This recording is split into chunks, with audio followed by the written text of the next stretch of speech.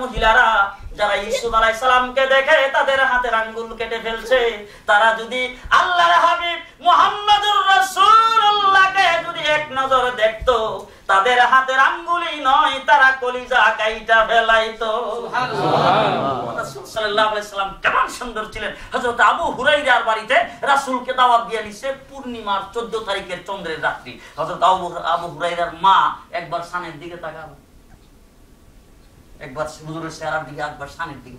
আবু হুরায়রা ডাক দেখো, মা তুমি এরকম শুরু করছো কেন? একবার খালি মাথাটা গুরুর দিকে চাও, আবার খালি হুজুরের চেহারার দিকে চাও। তুমি হুজুর আইছে কেন? তুমি মেহমানদারি করবা বা একটা কিছু করবা। হযরত আবু হুরায়রার মা ডাক দিয়া বলে, ও বাবা, খোদার কসম করে বলি, আকাশের পূর্ণিমার চন্দ্রের মধ্যে কালো কালো দাগ দেখা যায়, আল্লাহর নবীর চেহারা মুবারকের মধ্যে কোনো দাগ না।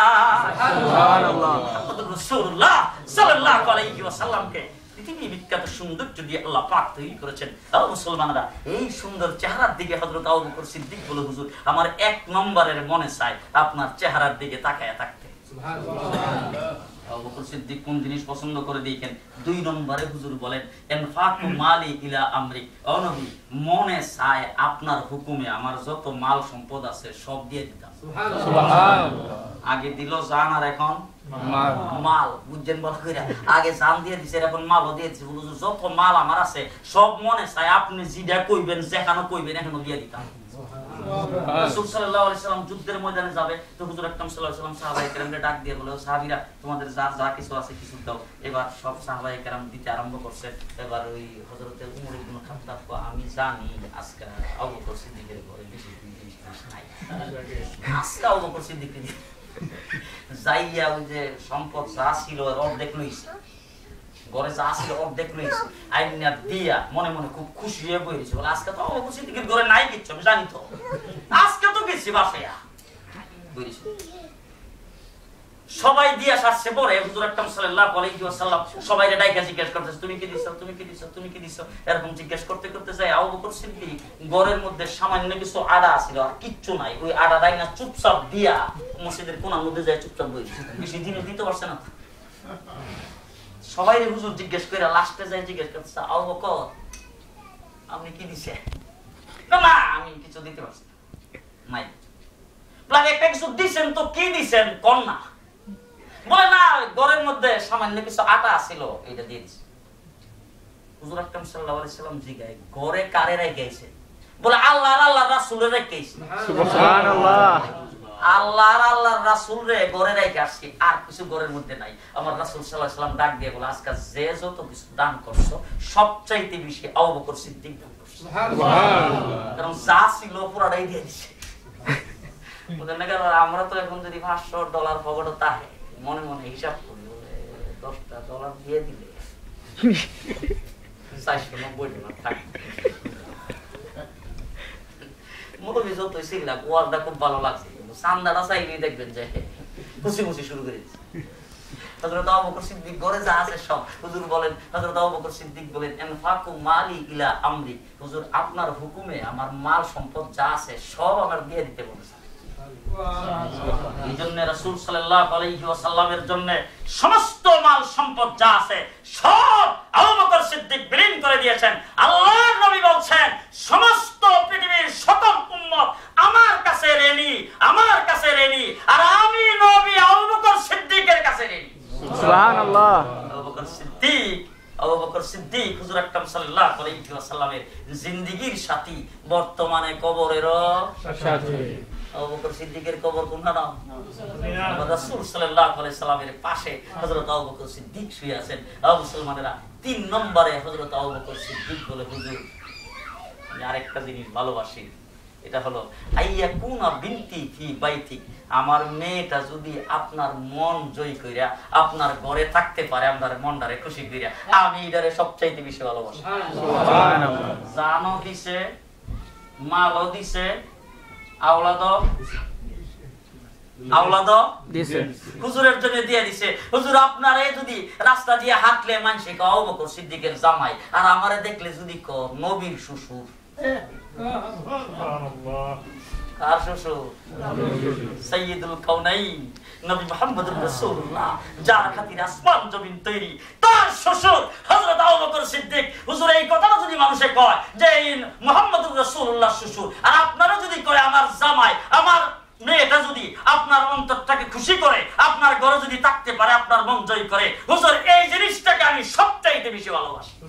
সুবহানাল্লাহ। আমার ভাইরা, এই জন্য বলা হয়েছে আবু বকর সিদ্দিকের মেয়ে হযরতে আয়েশা সিদ্দিকা হলো দ্বীনের অর্ধেক, 16 লক্ষ সাহাবায়ে কেরাম, আর একা এই ইসলামের অর্ধেক হইল হযরতে আয়েশা সিদ্দিকা। সুবহানাল্লাহ। হযরতে আয়েশা সিদ্দিকা রাদিয়াল্লাহু তাআলা আনহা নবী মুহাম্মদুর রাসূলুল্লাহ সাল্লাল্লাহু আলাইহি ওয়াসাল্লাম আবু বকর সিদ্দিক হযরতে ফাতেমা রাদিয়াল্লাহু তাআলা আনহা সম্পর্কে হুজুর আকরাম সাল্লাল্লাহু আলাইহি ওয়াসাল্লামের কলিজার টুকরা মেয়ে, হুজুর তার সম্পর্কে বলছেন যে জান্নাতে মেয়েদের সর্দারিনী হবে। কে? হযরতে ফাতেমা। এবার হযরতে ফাতেমা কত গৌরবের, বুঝেন না? আল্লাহর নবীর মেয়ে, হুজুর আকরাম সাল্লাল্লাহু আলাইহি ওয়াসাল্লাম নিজের মুখ থেকে বলছেন জান্নাতে মেয়েদের সর্দারিনী হবে। আবার শেরে খুদা হযরতে আলীর স্ত্রী, আশরায়ে মুবাশশারা একজন, বুঝেন না?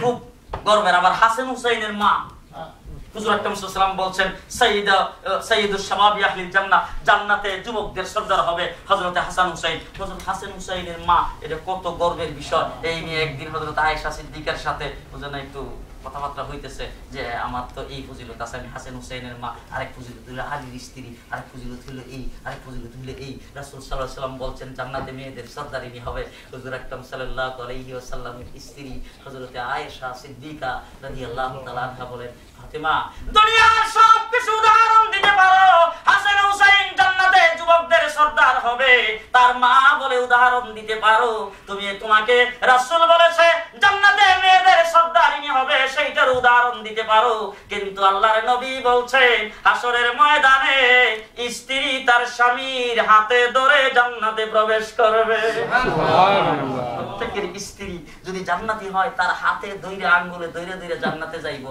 তোমার হাতটা কিন্তু হযরতে আলীর আঙ্গুলে ধরা থাকবে, আর আমার হাতটা আল্লাহর নবী।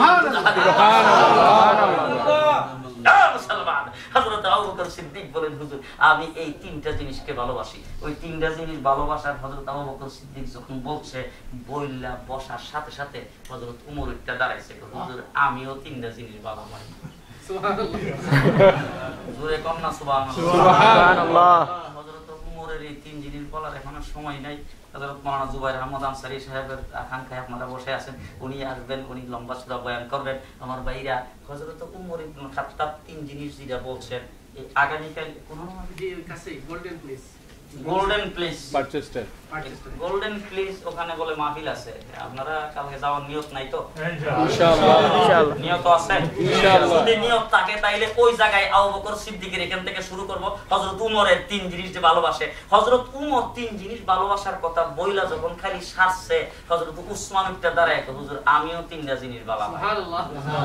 হযরত উসমান তিন জিনিস বর্ণনা করে সারছে, পরে আলী একটা দাঁড়ায়, হুজুর আমিও তিনটা জিনিস ভালোবাসি।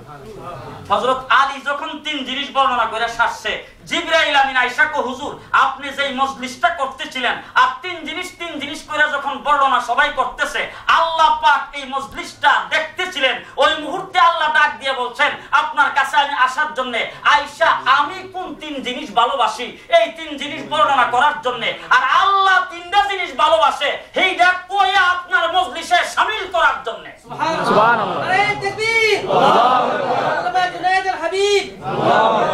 ওই আল্লাহ পাক হুজুর আকরাম সাল্লাল্লাহু আলাইহি সাল্লামকে বলেন যে জিবরাইলকে বলছে, জিবরাইল তুমি যাও, যাইয়া তুমিও তিনটা জিনিস বালা পাও, এই তিন জিনিস বর্ণনা কইরা এই মজলিসটার সাথে শামিল হও, আর আমি আল্লাহও তিনটা জিনিস বালা পাই, এই তিনটা জিনিস বর্ণনা কইরা আমি আল্লাহরেও এই নবীর মজলিসে শামিল করো। সুবহানাল্লাহ। যদি সময় পাই ধারাবাহিকভাবে সবগুলি বলার চেষ্টা করব ইনশাআল্লাহ। আগামীকাল হযরত উমর ইবনে খাত্তাবের তিন জিনিস বলবো যতটুকু পারি, আল্লাহ যদি তৌফিক দান